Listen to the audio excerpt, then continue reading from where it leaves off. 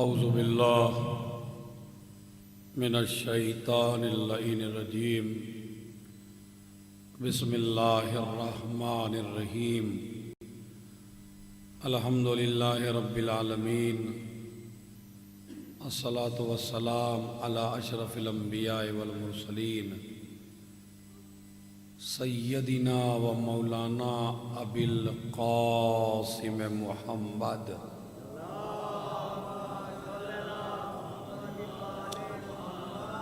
وعلى أهل بيته الطيبين الطاهرين المعصومين المظلومين الذين أذهب الله عنهم الرجس وطهرهم تطهيرا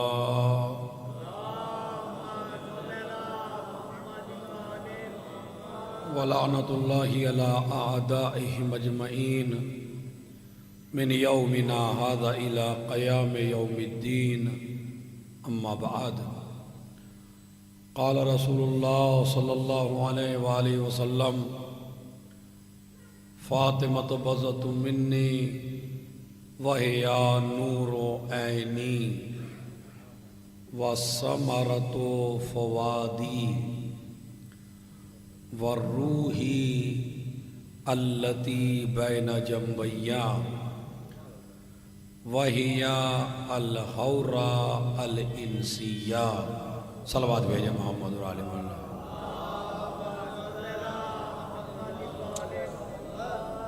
مستقل آپ بڑے بڑے ذاکرین اور علماء سے شہزادی کے اوپر بیانات سنتے آ رہے ہیں۔ میں بھی بی بی کے بارے میں آپ حضرات کو چند باتیں ان دونوں مجلسوں میں میرا موضوع ہی صرف بی بی کے اوپر رہے گا، ادھر ادھر کا بھی کوئی جملہ نہیں آئے گا۔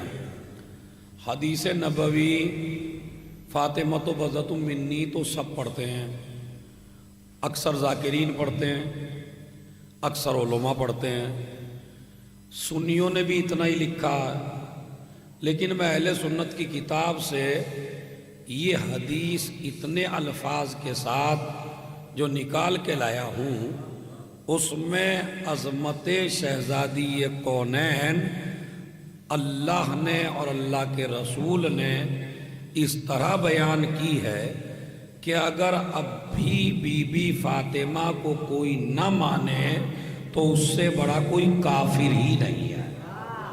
ایک صلوات پڑھے محمد اور آل محمد۔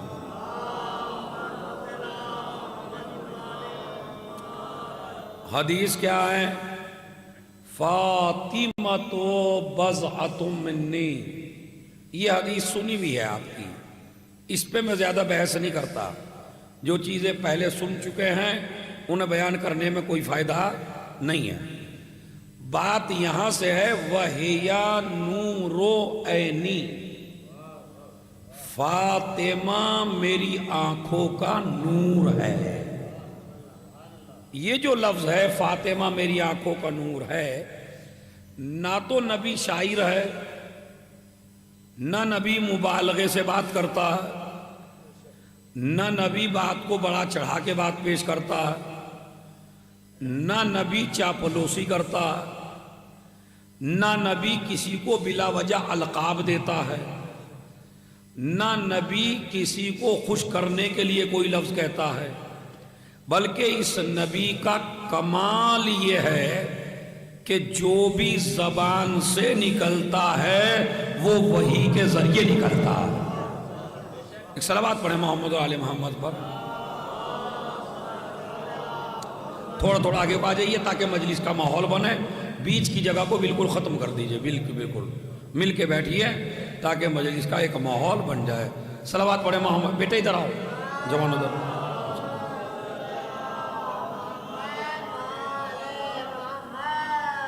تو دنیا کا ہر انسان تین طریقے سے غلطیاں کرتا ہے، چوتھا کوئی طریقہ آج تک پیدا نہیں ہوا جس سے آپ غلطی کر سکیں۔ غلطی صرف اور صرف تین طریقے سے ہوتی ہے، یا تو آدمی غلطی کرتا ہے سوچ میں، مائنڈ میں، یعنی جب بھی کسی کے لیے سوچا غلط سوچا، جب بھی کسی کے بارے میں فکر کی غلط کی، جب بھی کسی پہ الزام لگانا چاہا تو غلط سوچ کے فوراً الزام لگا دیا.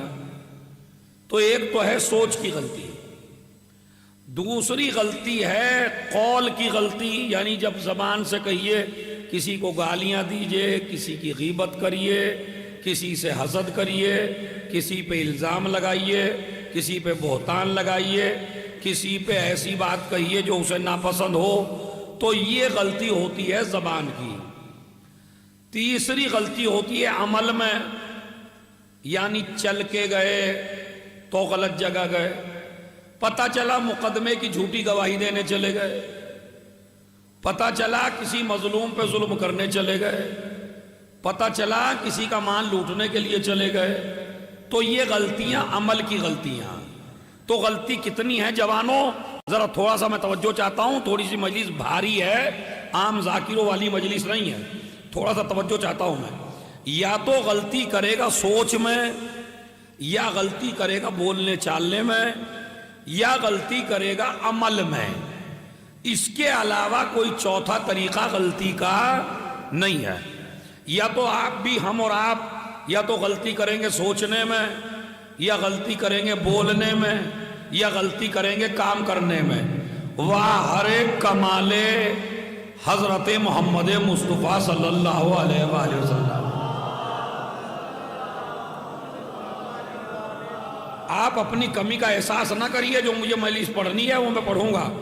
واہ ہر ایک کمال حضرت محمد مصطفیٰ، آمنہ کا لال، عبداللہ کا جایا، ابو طالب کا پروردہ، نبیوں کا نبی، رسولوں کا رسول، کائنات کا سب سے بڑا پیغمبر، طٰہٰ لقب پیغمبر، یاسین لقب پیغمبر، جسے قرآن نے کبھی یا محمد کہہ کے نہ پکارا ہو. ہر نبی کو نام کے ساتھ پکارا، مگر نہیں پکارا تو پیارے نبی کو نام کے ساتھ نہیں پکارا. القاب یاد آنے لگتے ہیں، اے میرے سید و سردار، اے میرے طاہر پیغمبر، اے نبیوں کے نبی، اے رسولوں کے رسول، اے پاکیزہ پیغمبر. تو زبان میں بھی غلطی نہیں کر سکتا، تو سوچ میں بھی غلطی نہیں کر سکتا، تو عمل میں بھی غلطی نہیں کر سکتا. اگر تو سوچ میں غلطی کر سکتا تو آواز قدرت آتی ہے، وَمَا تَشَاءُونَ إِلَّا أَن يَشَاءَ اللَّهُ. یہ تو وہی چاہتا ہے جو خدا چاہتا ہے. ایک صلوات پڑھ دے محمد اور آل محمد.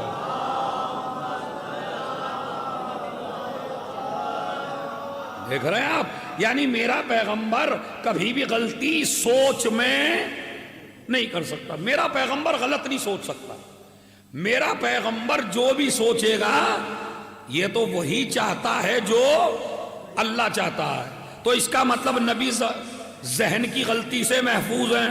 اب آپ نے جو شعر کہا میں نہیں بتاؤں گا، مگر میں یہ کہتا ہوں میں ضرور بتاؤں گا. جس کے ذہن کی ذمہ داری اللہ نے لے لی ہو، اگر اب بھی کوئی شک کرتا ہوا نظر آئے، ایک صلوات پڑھ دے محمد اور آل محمد پر.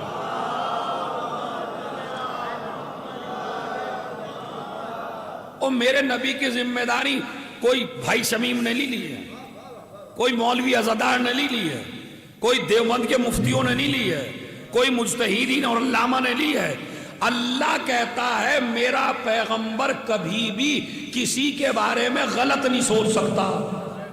تو جب یہ اللہ کی طرف سے انتظام ہے تو اب یہ کلیئر ہے کہ نبی ذہنی اعتبار سے کبھی خلل ان کے ذہن میں نہیں آ سکتا. آئیے دوسرا جملہ، بولنے میں غلطی. بولنے میں غلطی خطیب کرتا ہے، ذاکر کرتا ہے. بولنے میں غلطی عالم کرتا ہے. بولنے میں غلطی مفتی کرتا ہے. بولنے میں غلطی آپ اور ہم کرتے ہیں. کبھی کسی کو کچھ کہہ دیا، کبھی کسی کو کچھ کہہ دیا. ہماری زبان کا کوئی اعتبار آج کے زمانے میں نہیں ہے.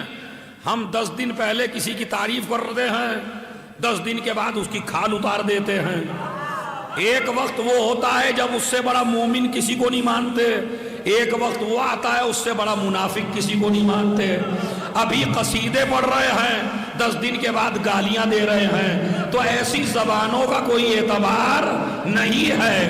اللہ کہتا ہے دنیا کے ہر انسان کی زبان اور ہے، میرے پیغمبر کی زبان اور ہے۔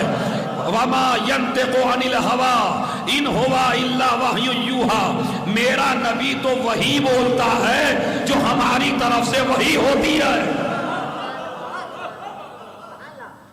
تو زبان سے بھی غلطی نہیں کر سکتا۔ تیسری چیز عمل میں غلطی۔ اب غور فرمائے یہاں سے، خدا کی قسم میں سوچا جب مجمع ہو جائے گا جب میں یہ آیتیں پڑھوں گا، لیکن جو پہلے آ گئے ان کو تحفہ ملنا چاہیے۔ عمل میں غلطی، نبی زبان میں بھی غلطی نہیں کر سکتے، نبی سوچ میں بھی غلطی۔ اب یہ تو قرآن ہے، اس سے مدلل بیان ہو بھی نہیں سکتا۔ جو دلیل کے ساتھ میں دے رہا ہوں، 2 آیتیں پڑھ دی۔ عمل میں غلطی، ایک جنگ ہو رہی تھی، رسول نے کچھ کنکریاں اٹھائیں، جوش میں اٹھا کے کافروں کی طرف پھینکی، آواز قدرت آئی، وما رمیت اذ رمیت ولکن اللہ رما، میرے پیغمبر یہ کنکریاں تم نے نہیں پھینکی۔ یہ کمال پیغمبر آپ دیکھیے، اے میرے پیغمبر یہ کنکریاں تم نے نہیں پھینکی، یہ کنکریاں ہم نے پھینکی ہیں۔ اس کا مطلب ہے کہ پیغمبر اپنی مرضی سے 2 کنکریاں بھی اٹھا کے نہیں پھینکتا۔ تو اگر غدیر کے میدان میں کسی کو دونوں ہاتھوں پہ اٹھا لے تو یہ اپنی مرضی سے نہیں اٹھا رہا ہے، اللہ اٹھوا رہا ہے۔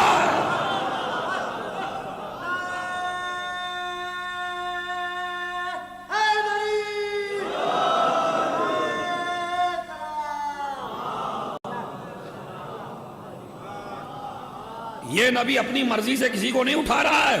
ارے بھائی جو 2 کنکریاں بھی نہ اٹھائے اپنی مرضی سے، تو اگر کسی خاتون کے آنے کے بعد وہ تعظیم کے لیے اٹھ رہا ہے تو یہ اپنی مرضی سے اٹھ رہا ہے یا اللہ کی مرضی سے؟ اللہ کی مرضی سے۔ اچھا، ہم جتنے بھی یہاں بیٹھے ہیں ہم سارے ہیں سنی، واقعاً ہم جتنے بھی ہیں ہم سب سنی ہیں۔ آپ لفظ سنی کو سن کے بگڑ نہ جایا کریں، سب سے بڑے سنی ہم ہی ہیں، اور اس کی دلیل ہے میرے مولا نے اصحاب کے درمیان ایک جملہ کہا تھا، اب جسے داد دینی ہے اس مجلس میں وہ مولا علی کو دے، چونکہ جس کا جملہ ہے اسی کو تو داد جائے گی، مجھے داد نہیں چاہیے۔ مولا علی کو جتنی کھل کے داد دینی ہے دیجئے۔ مولا علی کہتے ہیں تمام صحابہ کے درمیان میں، بتاؤ تم میں سے کون ایسا ہے کہ جس نے علی سے زیادہ سنت نبی پہ عمل کیا ہو؟ ایک صلوات پڑھ دے محمد اور آل محمد پر۔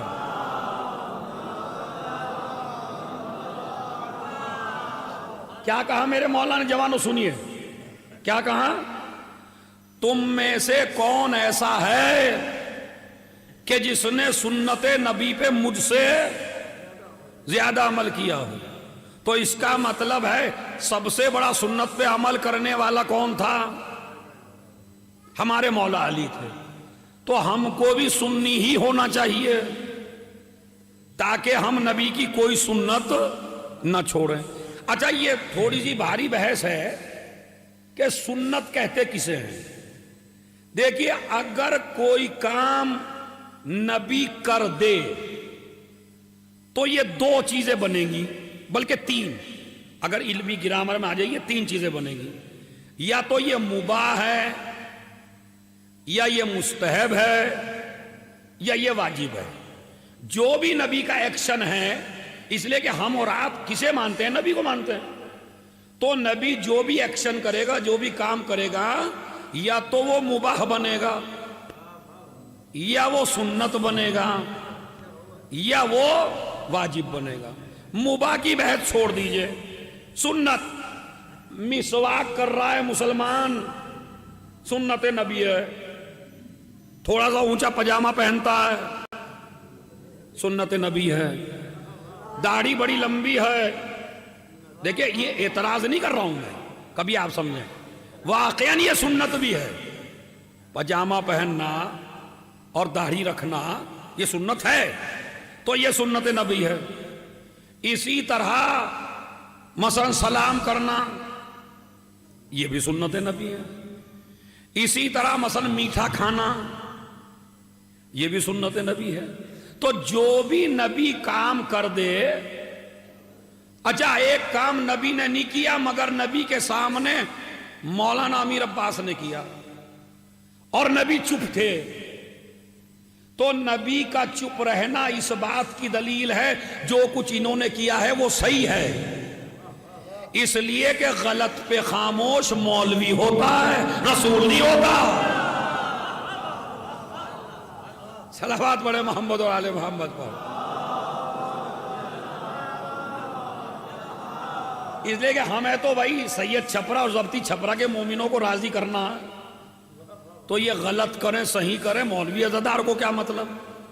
تو یہ مولوی جو ہے غلط ہوتے ہوئے دیکھ سکتا، لیکن رسول غلط ہوتے ہوئے نہیں دیکھ سکتا۔ اب میں جملہ کہوں، اگر آپ تاریخ سنبھالیں، اگر غلط ہوتے ہوئے دیکھ کے چپ رہتے تو کبھی بھی اپنی بزم سے ایک بدتمیز کو نہ اٹھاتے۔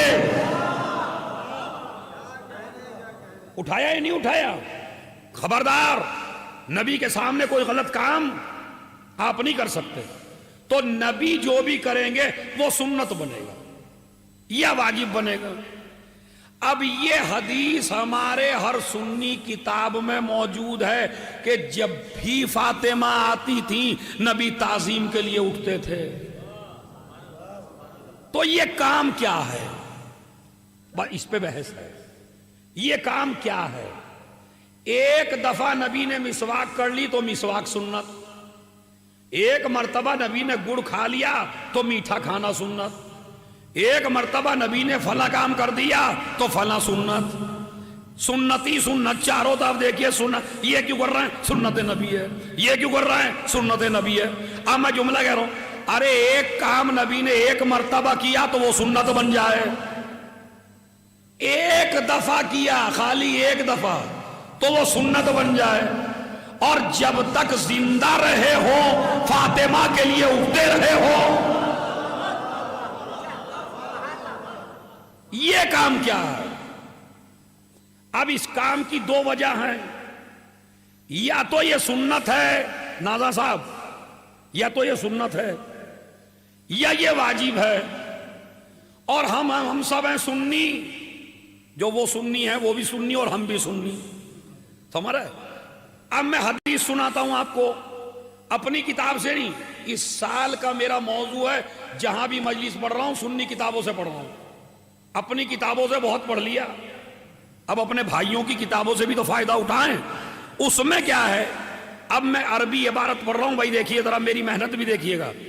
اِذَا دَخَلَتْ فاطمہ زہرا سلام اللہ علیہا فقام رسول اللہ صلی اللہ علیہ وآلہ وسلم فقبل یدیہا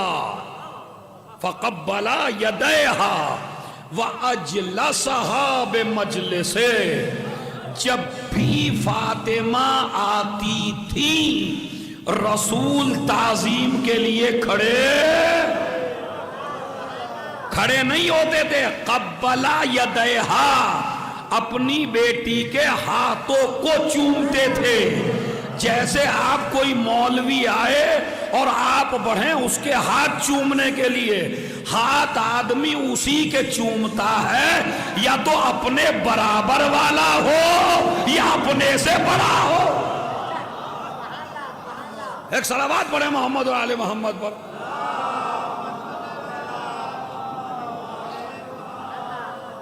سنیے خدا کی قسم، 3-4 دن سے مجلسیں سن رہے ہیں، اب طالب علم کی بھی سن لیجئے۔ جب بھی رسول، جب بھی فاطمہ آتی تھی، جب بھی کا مطلب کیا ہے؟ بھائی میں عربی گرامر کا ٹیچر ہوں، عربی گرامر کے بغیر آگے نہیں بڑھتا ہوں۔ جب بھی داخل ہوتی تھی، اردو میں جب بھی کے معنی کیا سمجھتے ہیں آپ؟ یعنی جس وقت بھی، جہاں بھی، जितनी बार भी अगर 10 दफा आई तो नबी 10 दफा उठे, अगर 20 दफा आई तो नबी 20 दफा उठे, अगर 50 दफा आई तो 50 दफा उठे, दिन में आई तो भी उठे, रात में आई तो भी उठे, मस्जिद में आई तो भी उठे, घर में आई तो भी उठे। जब भी आती थी उठते थे और हाथों को चूमते थे और अपनी जगह पर बिठाते थे। तो अब जब ये काम नबी ने पूरी जिंदगी किया तो मुसलमान क्यों नहीं करता? भाई मुसलमान कोई अपनी बेटी के लिए उठा आज तक? जब्ती छपरे सैयद छपरे में ऐसा हुआ कि इधर बेटी आई हो इधर बाप उठा हो? हाँ, मिसवाक में सुन्नत नबी पे अमल है, दाढ़ी में सुन्नत नबी पे अमल है, लिबास पहनने में सुन्नत नबी पे अमल है, मीठा खाने में सुन्नत नबी पे अमल है। तो भाई जब ये सुन्नत है, चलिए वाजिब ना मानिए तो सुन्नत तो मानेंगे ना कि फातिमा की ताजीम करना बाप के ऊपर वाजिब था या सुन्नत था। तो जब नबी ताजीम कर रहे हैं तो आप में से कोई बाप अपनी बेटी के लिए क्यों नहीं उठता? सवाल है या नहीं है? इस सुन्नत को आपने क्यों छोड़ दिया भाई? अब मेरा सवाल है देवबंदियों से, मेरा सवाल है बरेलवियों से, अरे भाई तुम तो एक चीज नबी कर ले तो सारी जिंदगी करते हो, तो अब ये सुन्नत क्यों ना बना? अच्छा कमाल देखिए, अगर बेटी की ताजीम करना सुन्नत होता तो आपके नजदीक तो बेटियां और भी हैं, उनके लिए साबित कीजिए कि रसूल उठा हो। रसूल का ना उठना इस बात की दलील है मैं बेटी के लिए नहीं उठ रहा हूं, एक सरदार दूसरे सरदार के, वरना खुदा की कदम हम परेशान हो जाते हैं। इधर हमारी बेटियां हमारे पास आती, इधर हम ताजीम के लिए उठते। 50 दफा आपके घर आती आपकी बेटी, आपको उठना पड़ता सुन्नत नबी की बुनियाद पर। अगर नबी बेटी के लिए उठते तो इसका मतलब है नबी बेटी के लिए नहीं उठे, बेटी के लिए उठते तो सुन्नत हो जाता। इसका मतलब है एक सरदार उठा, अरे मैं तवज्जो चाहता हूं, एक सरदार उठा दूसरे सरदार के लिए, अली के लिए कभी ना उठे। मेरा रसूल अली के लिए कभी नहीं उठा, और जब फातिमा आई कभी बैठे ना मिले। मगर मैं तारीख का क्या करूं, जब तारीख में लिखा हुआ है इधर अली आते थे तो फातिमा उठती थी, फातिमा के उठने से नबी उठते थे। और अब एक शख्सियत है, जब वो आ जाती थी बज़्म में तो फातिमा बिनते असद, इधर से अली उठे, अली के उठने से फातिमा उठी, फातिमा के उठने से नबी उठे। बाद में लिखने वाला मौरिख लिखता है महशर में अजीब आलम होगा, इसी बज़्म में आएंगे, पहले रसूल बैठे होंगे, फातिमा आएंगी, नबी उठेंगे, फिर अली आएंगे, फातिमा उठेंगी, फातिमा के उठने से नबी उठेंगे, फिर फातिमा बिनते असद आएंगी, उनके उठने पर पहले अली उठे, फिर फातिमा उठी, फिर रसूल उठे। अब महशर में आएंगे अबू तालिब, उनको देखने के बाद अली भी उठे, ज़हरा भी उठी, नबी भी उठे। अरे जिसकी ताजीम इस्मत भी करे, इमामत भी करे, रिसालत।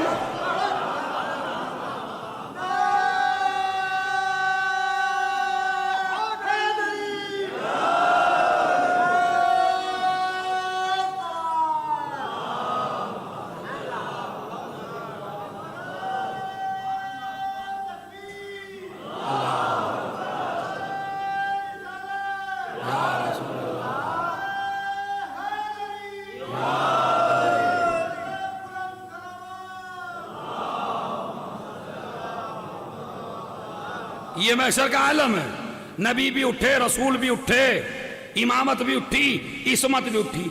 और भाई खाली उठते नहीं थे। अब जरा सुनिए और थोड़ी सी हिस्ट्री सुन लीजिए। अजला साहब मजलिस से खाली उठते नहीं थे, اپنی جگہ سے اٹھتے تھے اور فاطمہ کو اپنی جگہ بٹھاتے تھے. اپنی جگہ بٹھانا آسان بات نہیں ہے. کبھی سے آپ ہلکے میں لے رہے ہو بہت کہ باپ تھے اٹھتے تھے پھر اپنی جگہ پہ بٹھاتے تھے. اب میں آپ کو ذرا اچھی صلوات پڑھیں تو 3 منٹ بالکل خاموش رہنا ہے. 3 منٹ کے بعد چاہے جتنی داد دینا صلوات پڑھیں محمد اور آل محمد. سنیے بھائی, بہت گہری ہسٹری سنا رہا ہوں. دیکھیں, جب رسول اللہ مکے میں اسلام لے کر آئے اور اسلام لوگوں تک پھیلایا تو کیا سارے بگڑے ہوئے کو ایک ہی دن میں ٹھیک کر دیا تھا نبی نے؟ ہاں, شرابی بھی تھے, جواری بھی تھے, زانی بھی تھے, مکار بھی تھے, منافق بھی تھے, لوٹنے والے بھی تھے, حق مارنے والے بھی تھے, ہر طرح کا گنہگار تھا, بیٹیوں کو زندہ درگور کرنے والے بھی تھے, سب تھے, جھوٹے بھی تھے, ہر طرح کا آدمی تھا. تو نبی نے ایک ہی دن میں سب کو مسلمان بنا دیا تھا. تو پھر ہمارا مولوی کیوں چاہتا ہے کہ ایک ہی مجلس میں سب کو سیدھے کر دوں میں؟ بھائی, جو کام نبیوں سے نہ ہو سکا, جو کام اللہ سے بھی نہیں ہوا, جو کام رسول سے بھی نہیں ہوا, تو وہ کام یہ وائز کیوں چاہ رہے ہیں, یہ مبلغین کیوں چاہ رہے ہیں, یہ امام جمعہ کیوں چاہتے ہیں اور میری تقریر کا اتنا اثر ہو ایک ہی دم ٹھیک ہو جائے؟ اور جو رسول کی تقریر سے ایک دم نہ ٹھیک ہوئے تو ہماری تیری تقریر سے کیوں ٹھیک ہوں گے؟ تو ایک ہی دن میں سارے گناہ چھڑوائے نہیں اللہ نے, بلکہ آج شراب, مثلا شراب کو حرام کرنا تھا تو ابھی جوے کو نہیں کیا, ابھی چوری کو نہیں کیا, ابھی زنا کو نہیں کیا, ابھی گانے کو نہیں کیا, ابھی ایک چیز کو کیا, شراب نہ پیجئے.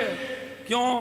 کہا اس لیے کہ عقل پہ حملہ ہوتا ہے اور شراب پینے کے بعد پتہ نہیں چلتا ماں کون ہے اور بیوی کون ہے.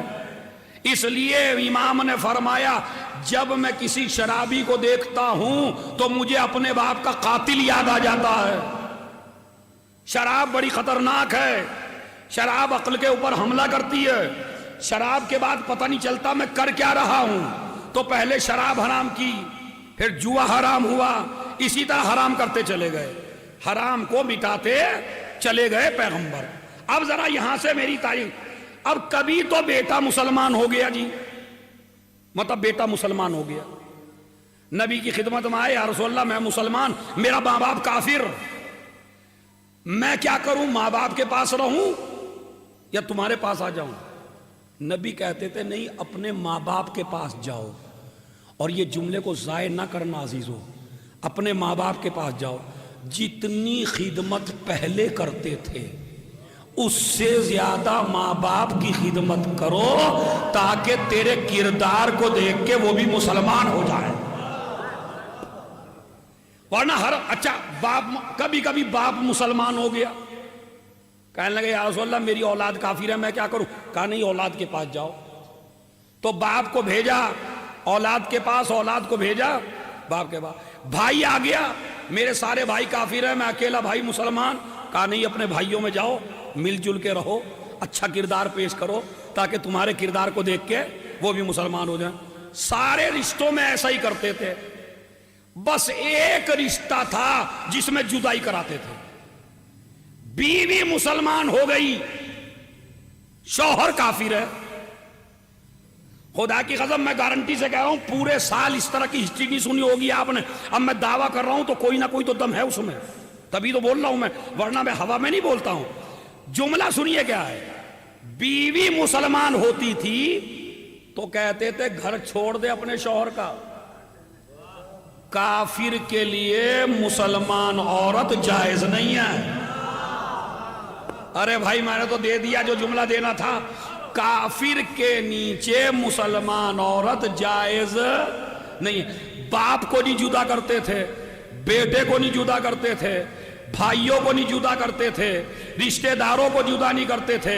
لیکن اگر عورت مسلمان ہو جائے تو اسے شوہر سے الگ کرا دیتے تھے کہ مسلمان عورت کسی کافر کے پاس نہیں رہ سکتی, مسلمان عورت کسی کافر کے پاس نہیں رہ سکتی.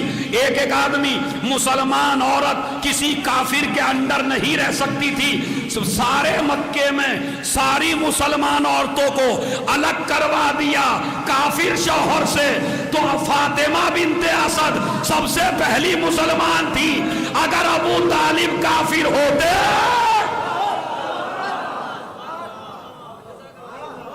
صلوات پڑھنے محمد و آل محمد پڑھ.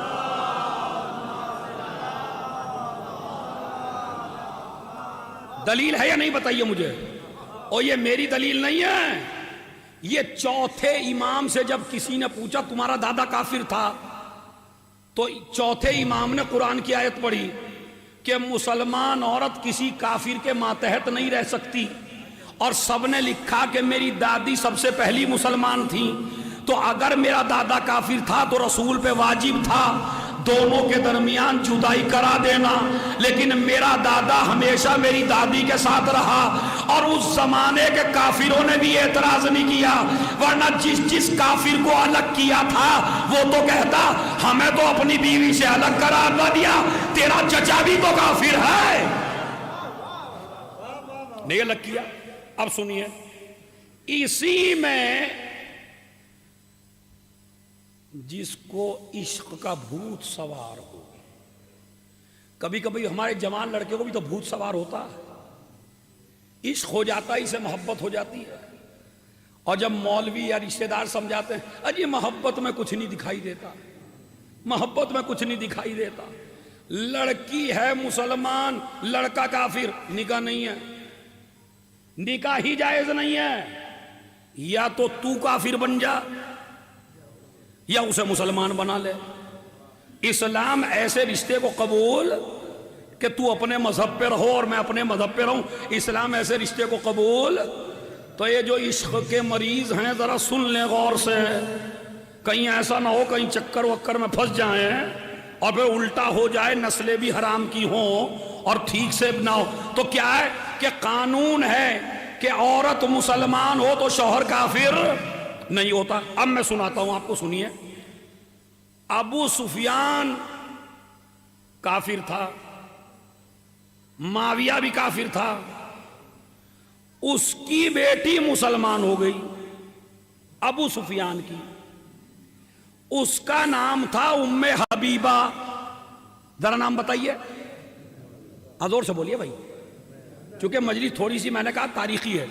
کیا نام تھا اس لڑکی کا؟ ام حبیبہ. باپ کا نام کیا تھا اس کے؟ ابو سفیان. رسول اللہ کا سب سے بڑا دشمن. رسول کا کردار دیکھ کے یہ لڑکی مسلمان ہو گئی. اماں ابا نے گھر سے نکال دیا، بیچاری باہر آ گئی. یا رسول اللہ میں کیا کروں، میرے باپ رکھنے کو تیار نہیں ہے. نبی نے ایک مسلمان لڑکے سے اس کی شادی کر دی. مسلمان لڑکا اس کو لے کے ہجرت کر گیا، حبشہ پہنچ گیا، اپنے شوہر کے ساتھ حبشہ میں چلی گئی. کچھ دنوں تک حبشہ میں رہی، شوہر پلٹ کے پھر کافر ہو گیا. ام حبیبہ اکیلی رہ گئی، ابو سفیان کی بیٹی. نبی کو خط لکھا، یا نبی اللہ میرا شوہر کافر ہو گیا، میں کیا کروں؟ نبی کے خط کا جواب ہوا بالکل الگ ہو جاؤ. مسلمان عورت کسی کافر کی بیوی نہیں بن سکتی، الگ ہو جاؤ. الگ ہو گئی. اب اکیلے عورت زندگی کیسے گزارے؟ یا رسول اللہ شوہر کافر ہو گیا، باپ بھی کافر ہے، گھر میں داخل نہیں ہونے دے گا، بھائی بھی کافر ہے، گھر میں داخل نہیں ہونے دے گا، میں کروں تو کیا کروں؟ نبی نے ایک خط لکھا نجاشی بادشاہ کو، تم اس ام حبیبہ کا نکاح مجھ رسول سے پڑھ دو. سن لیجئے آپ. تو اب ابو سفیان کی بیٹی کا نکاح کس سے ہوا؟ رسول خدا سے. اب یہ بن گئی ام المومنین. اب جب رسول کی بیوی بن گئی تو کیا بنے گی؟ ام المومنین بن گئی. رسول اللہ کے پاس ان کو مدینے میں بھیج دیا گیا. میاں بیوی کافی دن تک ساتھ رہتے رہے. مکہ فتح ہوا. رسول اللہ اپنی بیگم کو لے کے مکے میں آئے. ابو سفیان کو بیٹی کی یاد آئی، اس نے چاہا میں اپنی بیٹی سے جا کے ملوں، اجلسہا بمجلس فاطمہ کو اپنی جگہ پر، ذرا اسی پہ جملہ ہے، فاطمہ کو اپنی جگہ پہ بٹھاتے تھے، جگہ پہ بٹھانا آسان بات نہیں ہے۔ اب ایک ایک آدمی کوئی بھی ہاتھ بغل میں نہیں ڈالے گا، جو تاریخ کا جملہ پیش کر رہا ہوں۔ ابو سفیان بیٹی سے ملنے نبی کے گھر آیا، مسند رسول بچھی ہوئی تھی، ابو سفیان نے اس مسند پہ بیٹھنا چاہا، ام حبیبہ کہنے لگی خبردار تم میرے باپ ضرور ہو۔ صلوات پڑھے محمد اور آل محمد پر۔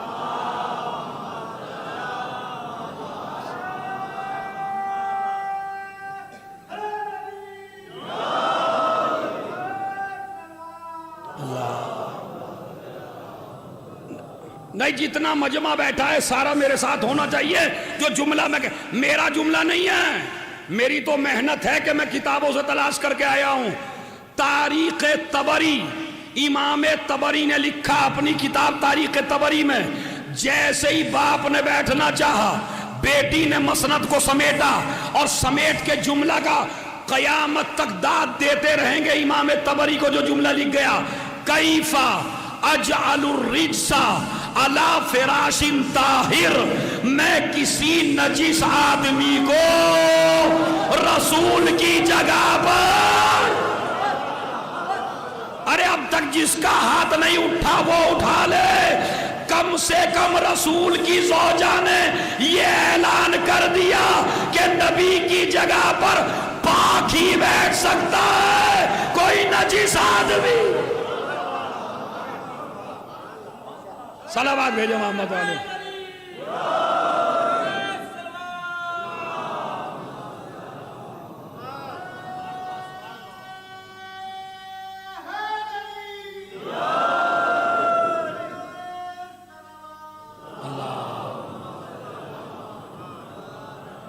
اب سننا، نبی کی جگہ پر کوئی پاکی بیٹھے گا، نجس آدمی نبی کی جگہ پر نہیں بیٹھ سکتا۔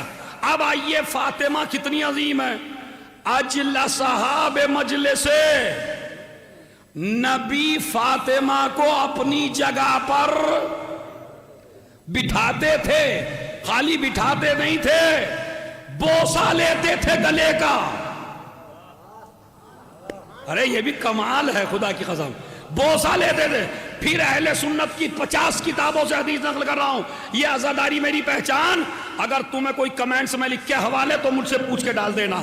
50 کتابوں میں اہل سنت کی یہ حدیث موجود ہے کہ جناب عائشہ رضی اللہ تعالی عنہا انہوں نے فرمایا، کیا ہو گیا آپ کو، آپ اپنی بیٹی کے زبان اپنے منہ میں دیتے ہیں اور آپ فاطمہ کے گلے کا بوسہ لیتے ہیں، آخر اس کی وجہ کیا ہے کہ اپنی بیٹی کو آپ اتنا کیوں چومتے ہیں؟ اب جواب سنیے، خدا کی قسم سنی کتابوں میں روایت موجود ہے۔ کہنے لگے، اے عائشہ تجھے کیا پتا کہ فاطمہ کیا ہے، تجھے کیا پتا یہ سیدہ کیا ہے، تجھے کیا پتا یہ طاہرہ کیا ہے، یہ مطہرہ ہے، یہ رضیہ ہے، یہ مرضیہ ہے، یہ زہرا ہے، یہ بطول ہے، یہ فاطمہ ہے، یہ ام ابیہا ہے، یہ حسنین کی ماں ہے، یہ علی کی زوجہ ہے، یہ میری ماں ہے۔ تو کیا جانے، اور سناؤں میں، کہا بتائیے کیا بات ہے؟ کہا سن، میں بوسہ کیوں لیتا ہوں اس کی وجہ بتاؤں۔ کہا بتائیے۔ کہا ایک دن ایسا ہوا کہ اللہ نے مجھے معراج پہ بلایا، جبرائیل مجھے جنت میں لے کے پہنچے، جیسے ہی میں جنت میں داخل ہوا میں نے جنت کے ایک درخت کو دیکھا، جس درخت سے بہتر جنت میں کوئی درخت نہیں تھا، اس جنت پہ ایک پھل تھا، اس پھل سے اچھا کوئی پھل نہیں تھا، اس درخت سے اچھا کوئی درخت نہیں تھا، پوری جنت میں نے دیکھ لی مگر اس درخت سے خوبصورت نہ اس کے رنگ سے اچھا کسی کا رنگ، نہ اس کے پھل سے اچھا کسی کا پھل، نہ اس سے کوئی خوبصورت، نہ اس سے کوئی خوشبودار ایسا درخت جنت میں بھی نہیں ہے۔ میں نے تو جملہ کہہ دیا، دونوں بستیوں کے لوگ بیٹھے رہ گئے خالی۔ کیا جنت میں بھی اس کی مثال نہیں تھی؟ ارے جب فاطمہ کی مثال جنت میں نہ مل سکے تو دنیا میں کیا ملے گی بھائی؟ کہتے میں نے کہا اتنا خوبصورت درخت، جبرائیل لم ارا فی الجنت شجرن، نبی کہتے ہیں بھائی یہ جملہ ہے، تم بھی جہاں مجلس پڑھو اسے کوٹ کرو، میں نے 50 کتابیں کھنگا لی ہیں۔ لم ارا فی الجنت شجرن، میں نے جنت میں ایسا شجر نہیں دیکھا۔ اب نہیں دیکھنے، مثلا میں کہوں مجلس میں نے امیر عباس کو نہیں دیکھا، کیا پتا ہو مجھے دکھائی نہ دیا ہو، لیکن اگر نبی کہیں میں نے نہیں دیکھا تو اس کا مطلب نہیں ہے۔ ہر آدمی کے نہ دیکھنے کا مطلب ہو سکتا ہے ہو، لیکن اگر نبی کہے میں نے نہیں دیکھا، اس لیے کہ جس کے وسیع کی تلوار نسلیں دیکھ کے چلے تو اس کے نبی کی نظر کتنی دقیق ہوگی۔ میں نے جنت میں ایسا پھل نہیں دیکھا، اسی وقت جبرائیل نے وہ پھل توڑا، مجھے کھلایا، میں گھر آیا، اس کے سبب فاطمہ کی ولادت ہوئی، وہ جنت کا سیب تھا۔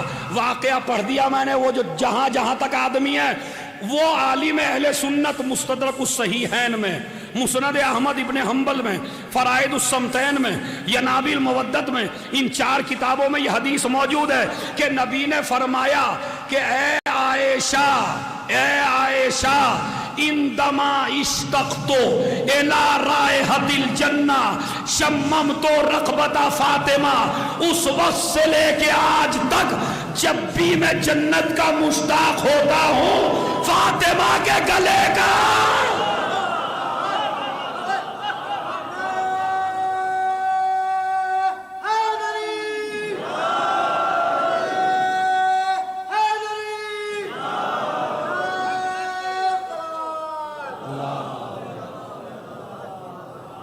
سمجھ گئے حدیث کیا؟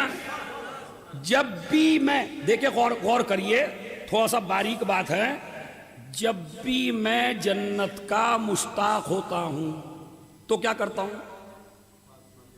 فاطمہ کے گلے کا بوسہ لیتا ہوں۔ یا نبی اللہ جب بھی جنت کے مشتاق ہوں کسی بیوی کے گھر چلے جائیے،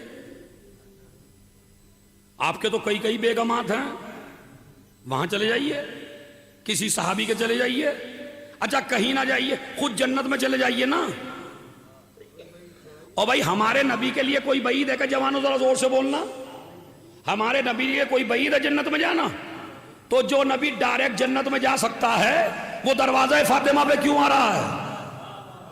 یہی تو میسج ہے۔ نبی مولوی ملا مفتی مسلمان کو سمجھانا چاہتے ہیں جب میرا اشتیاق جنت فاطمہ کے بغیر مکمل نہ ہو،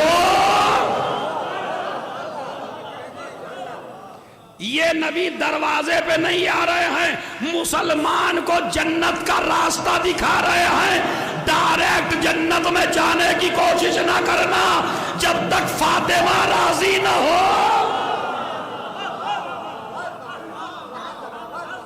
صلوات بھیج دیں محمد اور آل محمد۔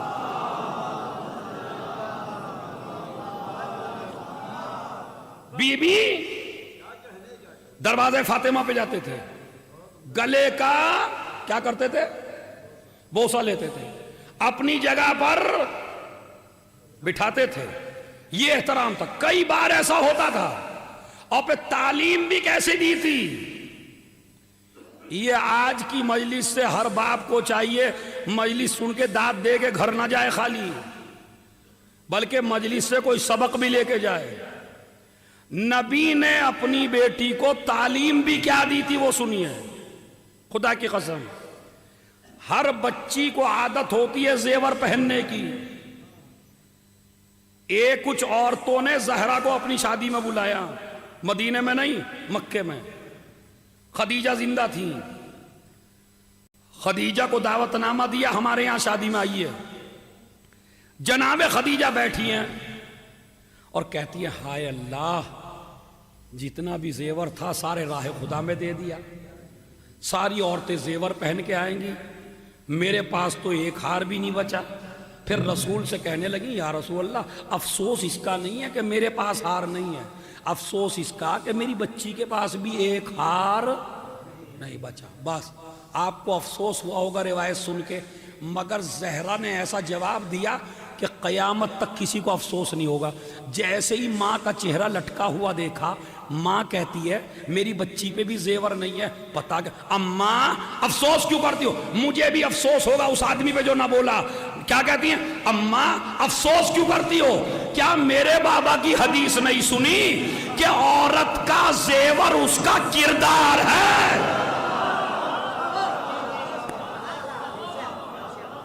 صلوات بھیجے محمد اور آل محمد پر۔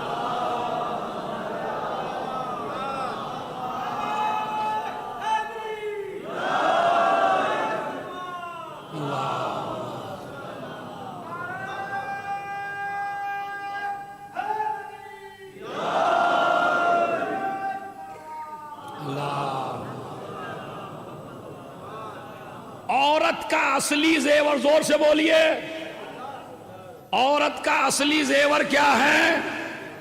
اس کا کردار ہے۔ یہ سونے کے ہار نہیں، یہ کنگن نہیں، یہ ہار نہیں، یہ ناک میں جو پہنتے ہیں وہ نہیں۔ عورت کا بہترین زیور اس کا کردار ہے۔ کردار جتنا جتنا عالی ہوتا چلا جائے گا، عورت اتنی ہی بلند ہوتی چلی جائے گی۔ اب میں جملہ کہوں، فاطمہ سے بڑھ کے نہ اس زمین پہ کوئی ہے، نہ آسمان پہ کوئی ہے، نہ جنت میں کوئی ہے، نہ محشر میں کوئی ہے۔ اور اس کی دلیل یہ ہے کہ رسالت کے ہوتے ہوئے، امامت کے ہوتے ہوئے تعارف جب کرایا تو نہ نبی کے ذریعے نہ امام کے ذریعے، ہم فاطمہ و ابوہا۔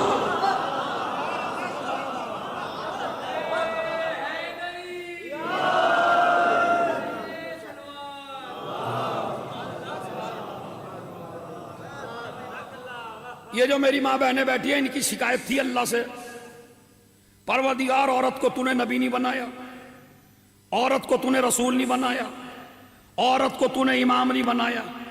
ساری امامت مردوں کو، ساری رسالت مردوں کو۔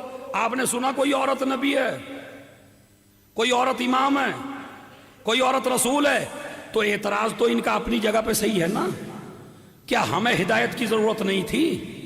اب اس سے بڑا جملہ کوئی خطیب آپ کو نہیں سنا سکتا، سنا اس لیے نہیں سکتا اس سے بڑا کوئی جملہ نہیں ہے۔ 1,24,000 نبی آئے، رسول آئے، وہ مرد، سارے امام مرد، سارے رسول مرد جو آئے ہدایت کے لیے۔ اس کا مطلب ہے کہ 1,24,000 نبیوں کا کام ایک طرف، سارے اماموں کا کام ایک طرف، سارے رسولوں کا کام ایک طرف، یہ سارے ایک طرف ہیں فاطمہ کے لیے۔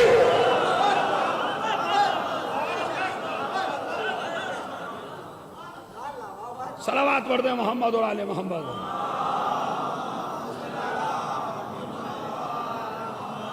اکیلی فاطمہ ایک طرف۔ آپ کہیں گے تاکہ میری ماں بہنوں کی توہین نہ ہو، رسول مرد، امام مرد، نبی مرد، مگر جو بھی مرد پیدا ہوگا عورت ہی کے ذریعے۔ نبی کے بھی ماں ہوتی ہے، امام کے بھی ماں ہوتی ہے، رسول کے بھی ماں ہوتی ہے۔ اور نبی نے فرمایا جنت ماں کے قدم کے، وہر عظمت فاطمہ، جو حسن و حسین جوانان جنت کا سردار تھا، اس کی جنت اگر کہیں تھی تو فاطمہ کے قدم کے نیچے۔ کیا عظمت ہے اس شہزادی، کیا شان ہے اس شہزادی کی۔ تعارف، بس میں تعارف کرا کے انشاءاللہ رات کی مجلس میں پھر بیان ذرا اور بڑھے گا۔ ذرا ایک جملہ سن لیجئے۔ کبھی کبھی آپ جوان لڑکے جو تھوڑا سا میڈیا استعمال کرتے ہیں، وہ سوچئے کبھی یار رسول سب سے بڑے ہیں چادر میں ہے؟ اچھا انہیں ڈاکٹر کے پاس جانا چاہیے یا بی بی فاطمہ کے پاس؟ جس کی طبیعت خراب ہے کہاں جائے؟ اچھا بیگم کے پاس چلے جائیے، وہاں زیادہ سکون ملے گا۔ اور جس کو ایک عورت دبانے والی ہو جب اسے اتنا سکون ملتا ہے، جسے 11 عورتیں دبانے والی ہوں، تو ساری عورتوں کو چھوڑ کے آپ جا رہے ہیں بی بی کے گھر۔ اب بی بی کے گھر جا کے کہتے ہیں کہ مجھے ذوف ہو رہا ہے، اپنی چادر دے دو۔ وہاں بھی یہ نہیں کہا کوئی نسخہ پلا دو، وہاں یہ نہیں کہا کوئی مجھے دوا پلا دو، نہیں، انہوں نے کہا مجھے اپنی چادر دے دو۔ تو کیا ہم بھی ایسا ہی کریں؟ ہمیں بھی ایسا ہی کرنا چاہیے۔ ادھر بخار ہوا فوراً بگرے، ادھر بیماری ہوئی فوراً جوگی پورے، ادھر کوئی اور بیماری ہوئی فوراً درگاہ پہ۔ تو دیکھیے اسلام یہ نہیں کہتا، آپ خالی رسول اللہ کا یہ عمل نہ دیکھیں، دونوں چیزیں آپ کو ساتھ لے کے چلنی ہے۔ یہ میری مجلس کا میسج ہے۔ ایسا نہیں ہے کہ بیماری ہو رہی ہے ڈاکٹر کو ہی نہ دکھاؤ، بکھرے جا کے پڑ جاؤ، وہاں جوگی پورے پڑ جاؤ، نہیں۔ مجھے ذرا سوچ کے بتائیے، جب علی کے سر پہ تلوار لگی تو اگر جناب زینب ہاتھ رکھتی ٹھیک ہوتے یا نہیں؟ بولیے زور سے۔ امام حسن ہاتھ رکھ دیتے، امام حسین ہاتھ رکھ دیتے، جناب زینب اور امام حسین دعا کر دیتے، ٹھیک ہو جاتے؟ ہو جاتے نہیں ہو جاتے؟ اس میں کسی کو شک ہے؟ اچھا کچھ نہ کرتا مولا علی اپنا ہی ہاتھ رکھ لیتے، علی ٹھیک ہو جاتے۔ پھر یہ طبیب کی کیا ضرورت ہے؟ طبیب کی کیا ضرورت، ڈاکٹر کی کیا ضرورت ہے؟ جو کام معجزے سے ہو سکتا ہے۔ مگر علی نے کہا طبیب کو بلاؤ، چونکہ ہر مرنے والا علی نہیں ہوتا، ہر بیمار آدمی علی نہیں ہوتا، جس کے سر پہ تلوار لگ جائے ہر آدمی علی نہیں ہوتا۔ طبیب کی طرف بھیج کے بتایا دوا بھی ضروری ہے، اور خالی دوا ہی کے اوپر نہ رہ جانا، رسول نے فاطمہ کی چادر میں جا کے بتایا دعا بھی ضروری ہے۔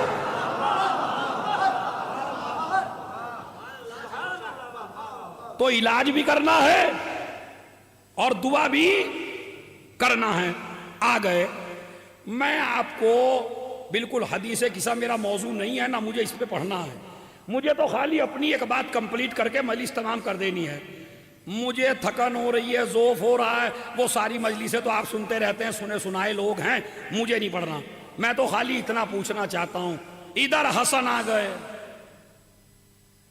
انہوں نے کہا نانا کی خوشبو آ رہی ہے، کہا جاؤ ادھر ہیں تمہارے نانا۔ اب وہ گئے، انہوں نے اجازت لی اور چادر کے اندر۔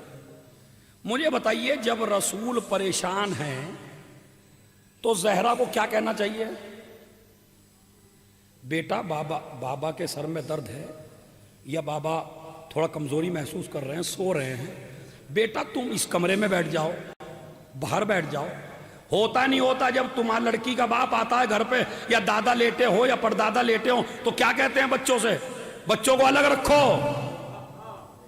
بچوں کو الگ رکھو، مگر وہ کہتی ہے تم چلے جاؤ۔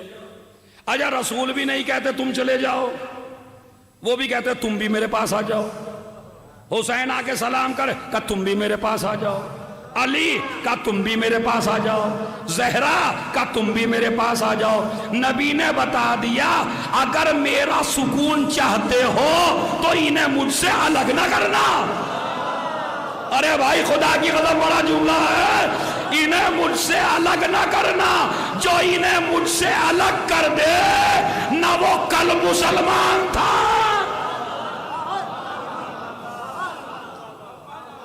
بس ماشاءاللہ آپ نے خوب داد دی۔ اب جملہ سنیے، ادھر جبرائیل آ گئے، وہ کیا کہتے ہوئے ذرا زور سے بتائیے کیا کہتے ہوا ہے؟ یہ فاطمہ ہے، آگے کیا ہے بھائی؟ ان کے بابا ہیں، ان کے شوہر ہیں، اور ان کے یہی تو ہے، یہ تو سنا ہوا ہے نا، مگر جو میں سنا رہا وہ نہیں سنا ہوا، وہ سنیے آپ۔ دیکھیں رشتے دو طریقے کے ہوتے ہیں، ایک رشتہ ہوتا ہے ڈائریکٹ، اور ایک رشتہ ہوتا ہے انڈائریکٹ. اچھا اتنی انگریزی تو ماشاءاللہ آتی ہے, آپ تو کچھ پڑھے ہوئے ہیں, میں تو بالکل صفر ہوں, مگر پھر بھی بول رہا ہوں میں. ایک ہے رشتہ ڈائریکٹ, اردو میں سن لیجئے, ایک ہے رشتہ بغیر فاصلے کے, ایک ہے رشتہ فاصلے کے ساتھ. کون سا رشتہ بہتر ہے, جو ڈائریکٹ ہے یا انڈائریکٹ ہے؟ ارے بتائیے بھائی, انڈائریکٹ والا یا ڈائریکٹ والا؟ مثلا باپ کا رشتہ بیٹے سے, یہ ڈائریکٹ ہے یا انڈائریکٹ؟ ڈائریکٹ ہے. شوہر کا رشتہ بیگم سے, انڈائریکٹ ہے ڈائریکٹ؟ اما اس کے بیچ میں کون آ گیا بھائی؟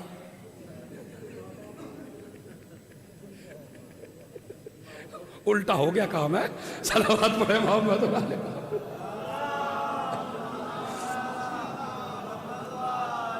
خدا نہ کرے, خدا نہ کرے کسی میاں بیوی کا رشتہ انڈائریکٹ ہو,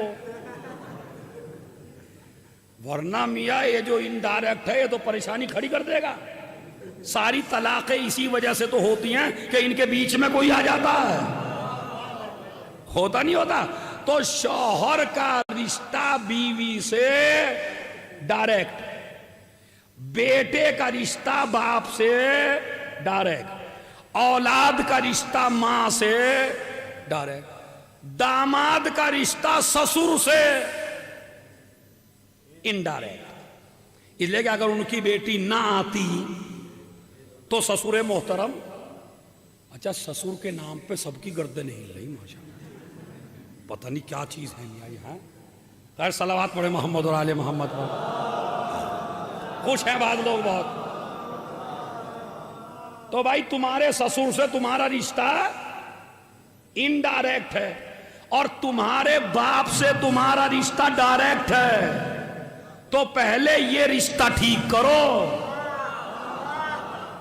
انڈائریکٹ والا تو خود ہی ٹھیک ہو جائے گا. تو ڈائریکٹ ہے.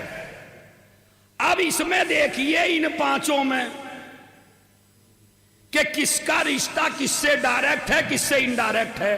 وہ پوری مجلس کیا عشرے بھی قربان ہیں اس نقطے کے اوپر جو جملہ ہے. اس کو ڈائریکٹ ہے یا انڈائریکٹ. کیوں ہوا تعارف فاطمہ سے؟ اگر رسول سے تعارف کراتے تو رسول کا رشتہ فاطمہ سے تو ڈائریکٹ تھا, مگر نواسوں سے رشتہ ڈائریکٹ نہیں تھا, علی سے رشتہ ڈائریکٹ نہیں تھا.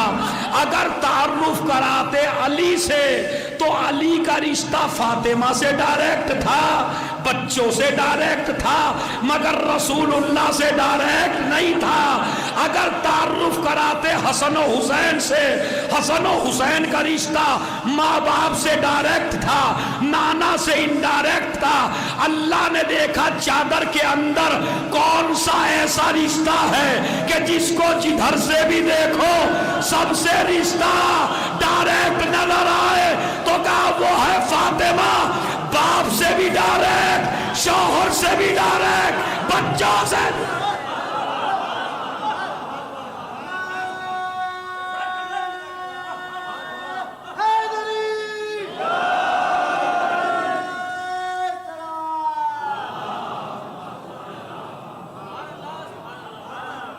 ہے مسئلہ یا نہیں؟ فاطمہ کا رشتہ رسول سے بھی ڈائریکٹ, فاطمہ کا رشتہ علی سے بھی ڈائریکٹ, فاطمہ کا رشتہ اپنے بچے. یہ تو تھا آسان والا نسخہ. اب ذرا بھاری والا سن لیجئے. بھاری والا تھوڑا سا اللہ مجھے بھی طاقت دے سمجھانے کی, چونکہ ٹیچر تو میں ہوں, ہو سکتا ہے بات سمجھ میں نہ آئے تو رات کی مجلس میں بتا دیجئے گا سمجھ میں آئی یا نہیں آئی. چونکہ بہت بڑی بات ہے, آپ صلوات پڑھ کے اسے ہلکا کر دیجئے بس.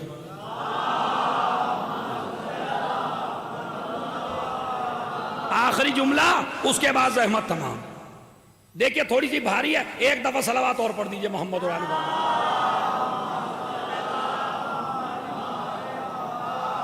میں تو خود ہی بی بی سے مدد مانگے ہوں, چونکہ بی بی کا مسئلہ حل کرنا ہے تو انہی سے مدد مانگنے. سنیے, مجھے بتائیے آپ رسول کسے مانتے ہیں؟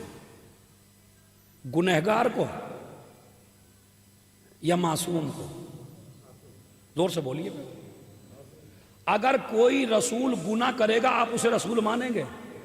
نہیں، اسی کو رسول مانیں گے جو معصوم ہو۔ تو اس کا مطلب ہے رسالت بیکار ہے بغیر عصمت کے۔ اسے ایک طرف رکھیے۔ امام کسے مانیں گے آپ؟ زور سے بولیے بھائی۔ معصوم ہو۔ اور اگر امام معصوم نہ ہو، او امام کی بات چھوڑو، ہم تو 2 رکعت نماز بھی اس کے پیچھے نہیں پڑھتے جو ٹھیک نہ ہو۔ اور یہ میرا بھانجا بیٹھا ہے تو اس کے لیے میں اس کی موجودگی میں جملہ کہہ رہا ہوں، چونکہ جگہ جگہ جاتا ہے۔ آج کل مولوی بھی بڑے گھمنڈی ہو گئے ہیں، مولویوں میں بھی بڑا تکبر آ گیا۔ تھوڑا سا امامہ ابا قبا کیا پہن لی کہ باپ کی آنکھوں میں آنکھیں ڈال کے بات کرتے ہیں۔ ابا آپ تو جاہل ہیں، ابا آپ تو بات سمجھ ہی نہیں رہے، ابا آپ کو تو بات کرنے کا طریقہ نہیں آتا۔ اور تو مولوی ابا سے نہیں بنا، قبا سے نہیں بنا، کپڑے سے نہیں بنا، تجھے مولوی بنایا تو تیرے باپ نے۔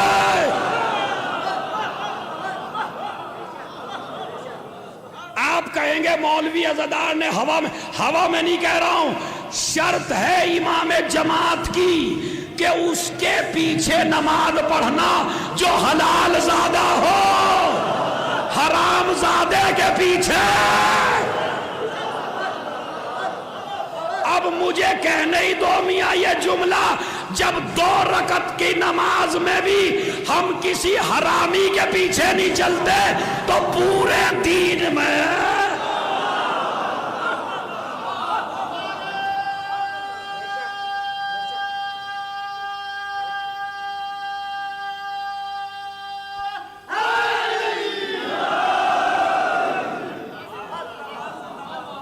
خدا کی قسم کبھی بھی گھمنڈ نہیں کرنا، اور وہ بھی سن لے جو پردھان ہے،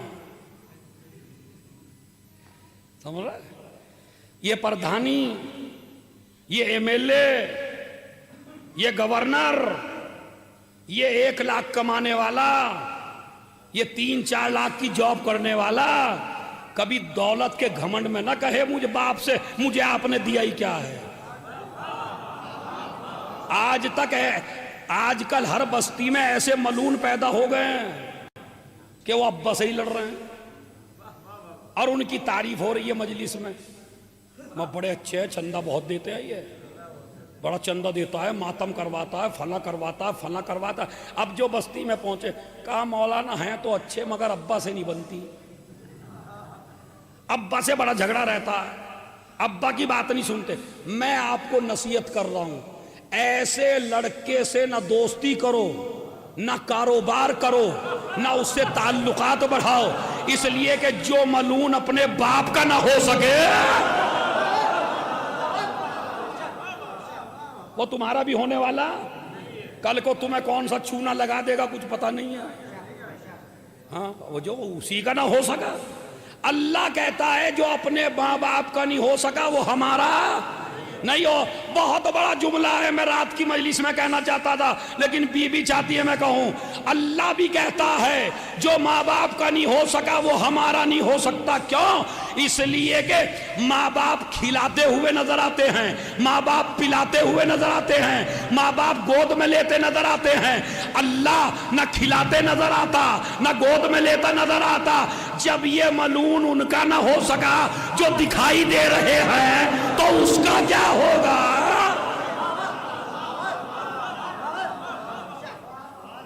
جو دکھائی نہیں دے رہا۔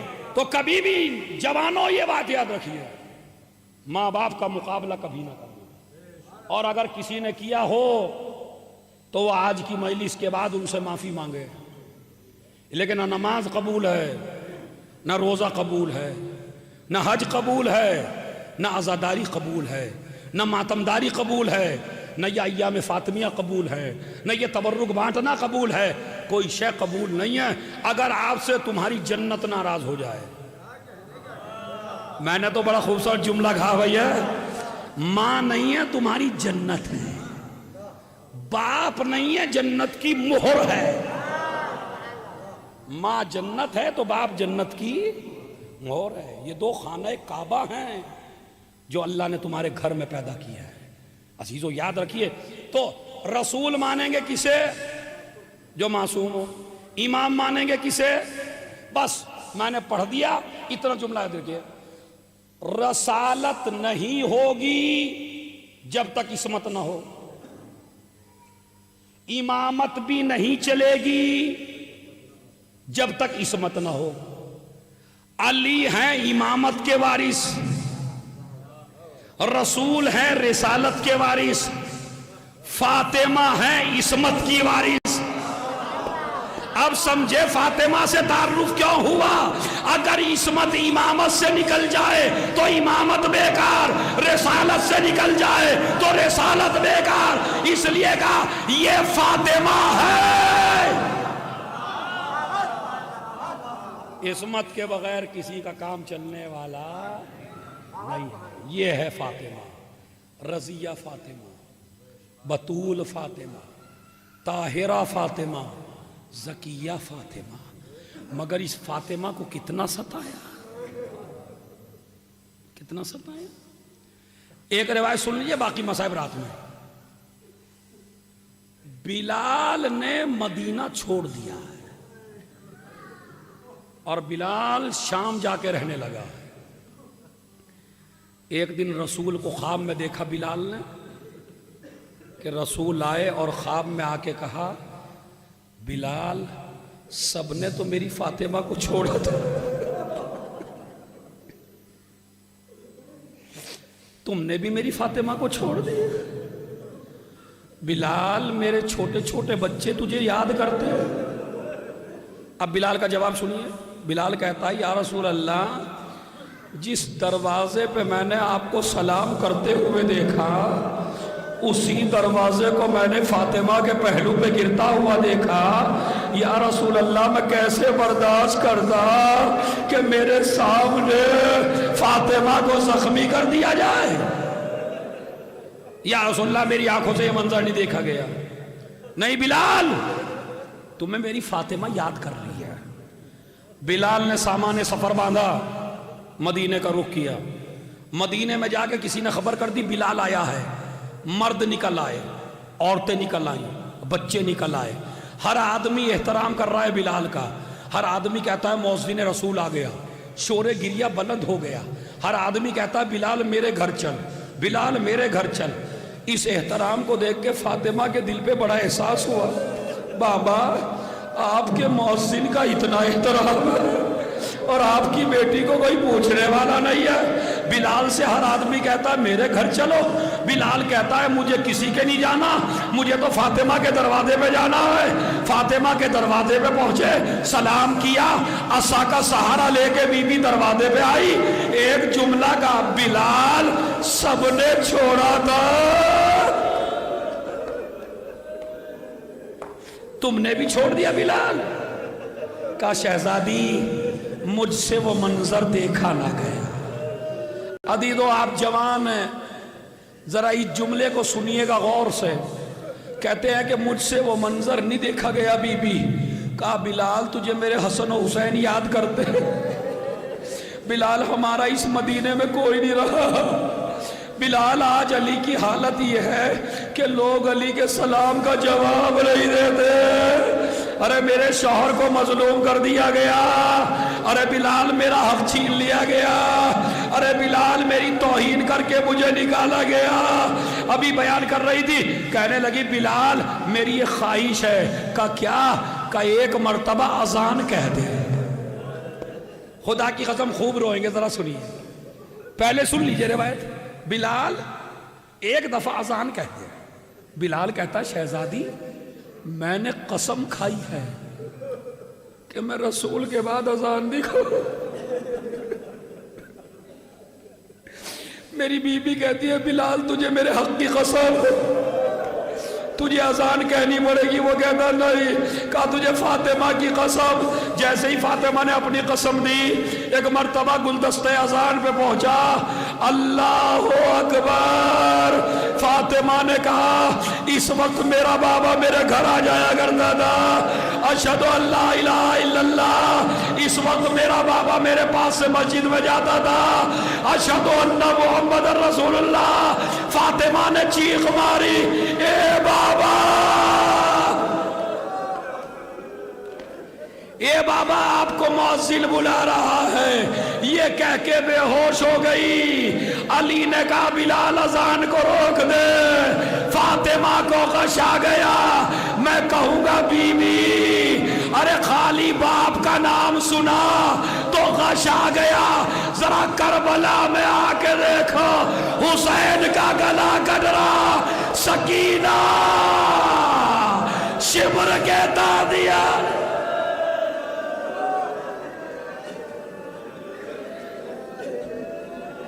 सुनिए अजीज़ों, बस आखिरी जुमले हैं। उसके बाद अहमद तमाम बाबा की उम्मत आई और आके कहने लगी इस बीबी के और फातिमा के मसाइब मिलते जुलते हैं, सकीना के और फातिमा के मसाइब बिल्कुल मिलते जुलते हैं।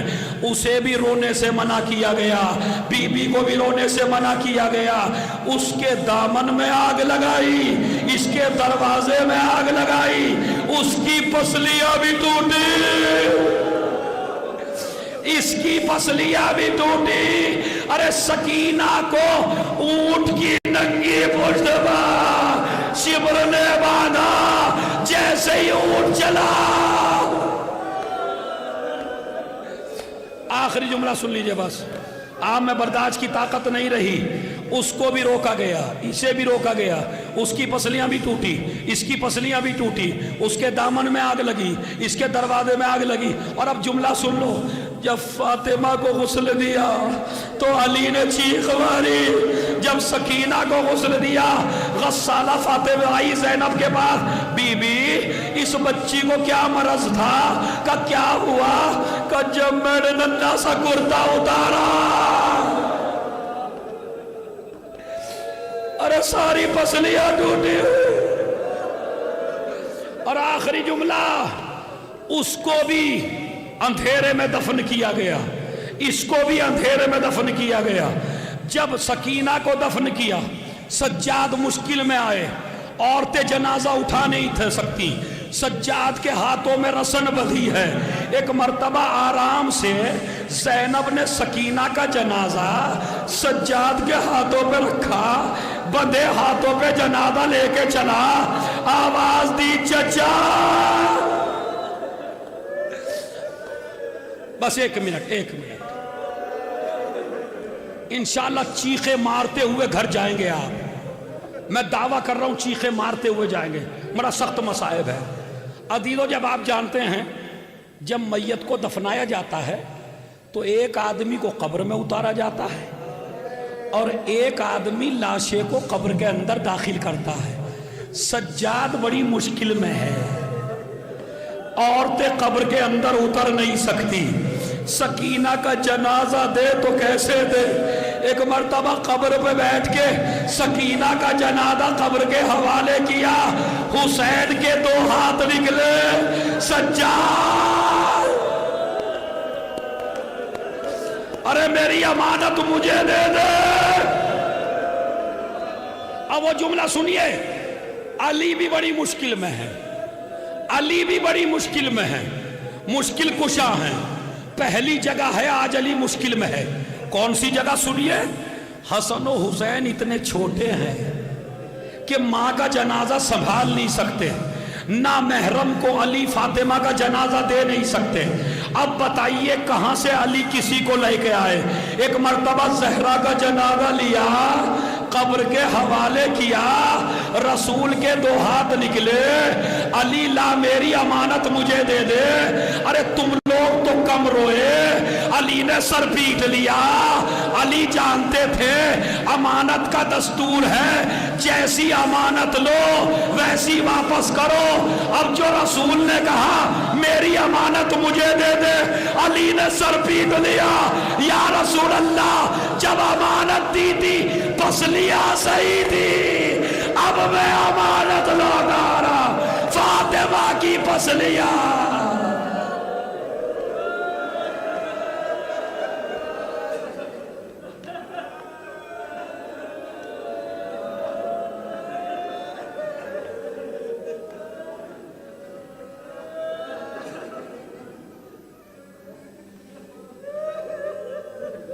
سَيَعْلَمُ الَّذِينَ ظَلَمُوا أَيَّا مُنْقَلَبٍ يَنْقَلِبُونَ ماتم حسین.